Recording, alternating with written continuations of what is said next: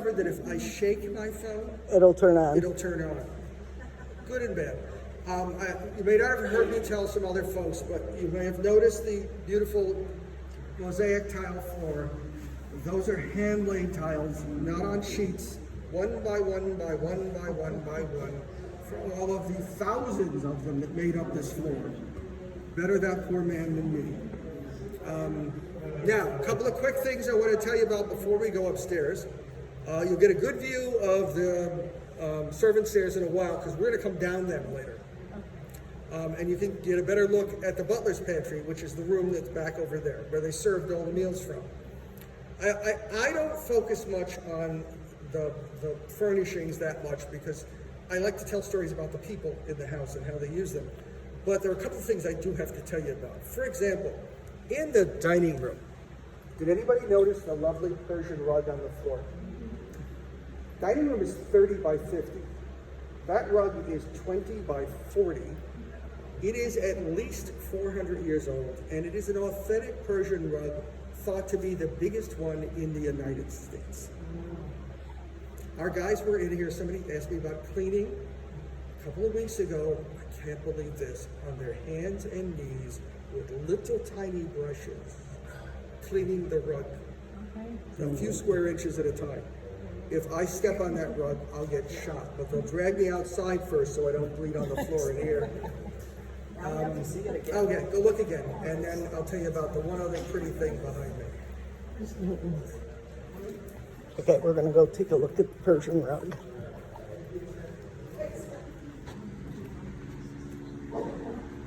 Walk in. It is huge. The fireplaces are like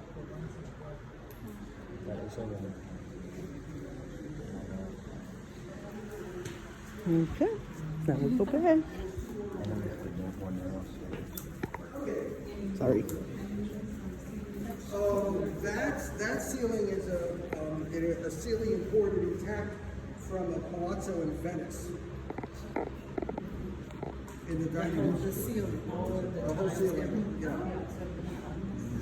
Is that a wine room in there? What is that room to the right in there? That's the butler's pantry. That's where the meals were served from. Okay, we're gonna go upstairs in a second. Two things. One, I lied to you. There is one thing you're allowed to touch in the house as you're going upstairs. Of course, the banister. Please do if you need it. But we'd also encourage you to.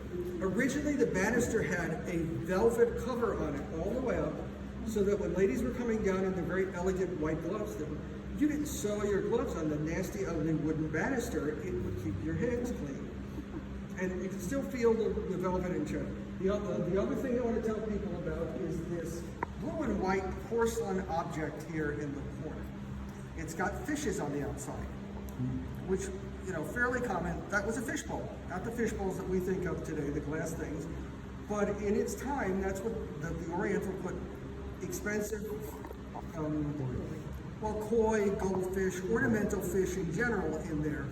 The Vanderbilts used it as a flower pot. I think there was a potted palm in it. Now I'll tell you what it is. It is a 500-year-old authentic Ming Dynasty porcelain that they put a potted plant in. Wow.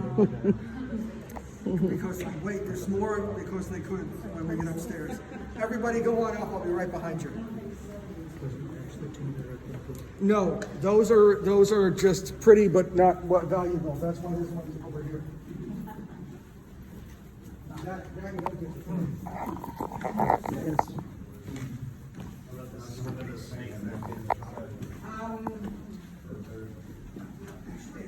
Look at the ornamental. Oh no, there's no space. Imagine. Holy moly.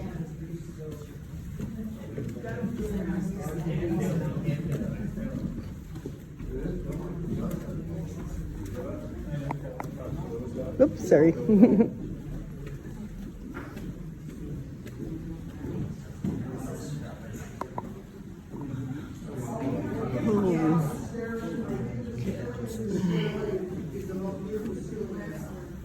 Oh yeah, you can feel the velvet on the tapestries. Holy cats.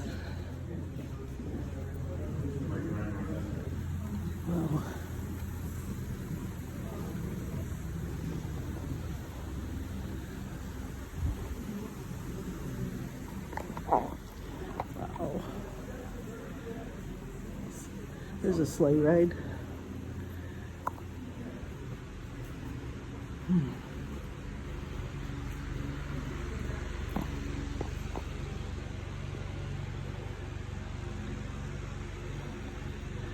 Hmm.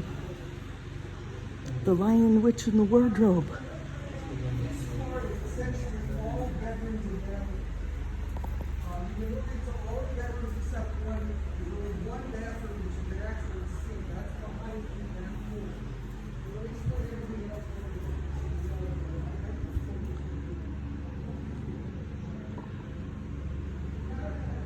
Now there's a deep tub you can soak in. Ooh, and the commode. Here's the water closet.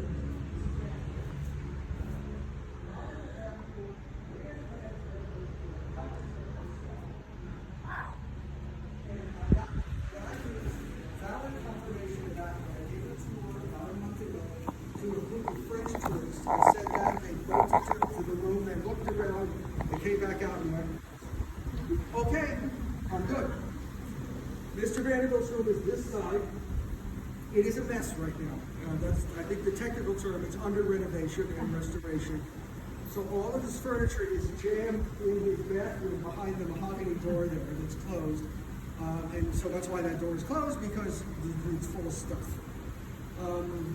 Speaking of, because they could, around his room, the walls used to be covered. The original tapestry is planet tapestry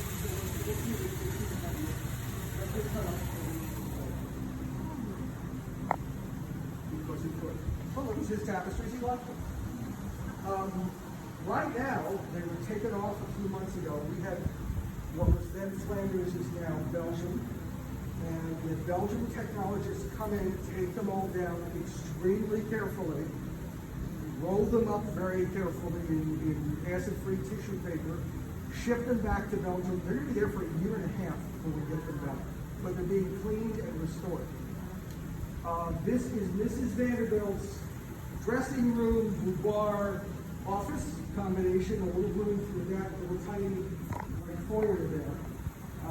If you see this corner, behind that corner are two gigantic closets. First, the three wooden wardrobes. You see the whole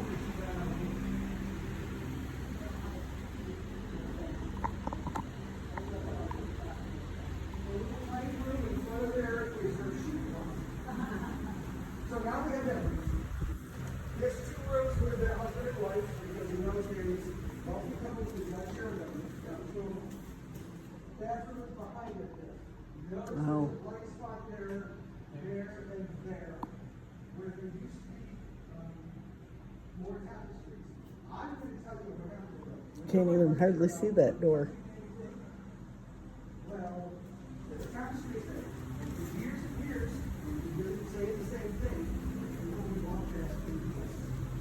And all three of them are in such terrible shape. I have to take them down for fear of them disintegrating. And they're in storage in our conservation space, and we don't know what they're going to do. So that was part of why my lecture on not touching.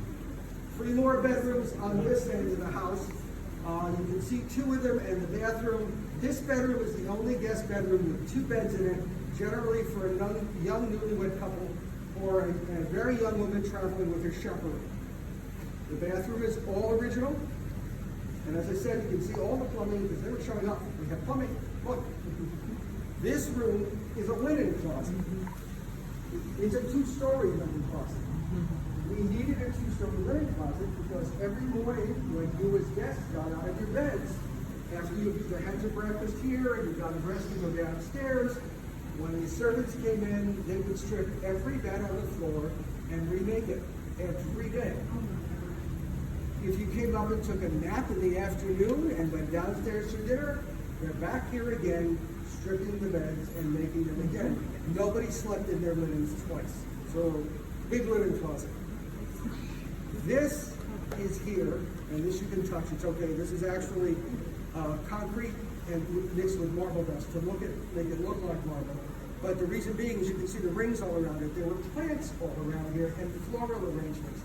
That way, when the maids were up here cleaning, they were told to stay roughly about there, back away from this. You couldn't see them from downstairs.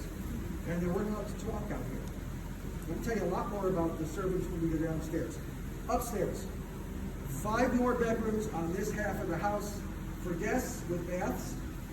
This side of the house, 14 bedrooms for the female staff. Up those stairs. It's better than half of the floor. They had their bedrooms and their bathrooms, and they had the same baths. Maybe not as fancy, but they had the same flush toilets and hot and cold running water and bathtubs and all that fun stuff. The chief housekeeper, the head housekeeper, ran the house. Her room, her suite, was the room closest to the door at the top of the stairs, because she could hear the door opening at night. There will be no mingling of the ladies staying upstairs and then her downstairs in the basement. She had a bedroom, her own private bath, and a sitting room to herself upstairs. All right, so wander around, look around, ask me more questions, and we'll go downstairs in a few minutes.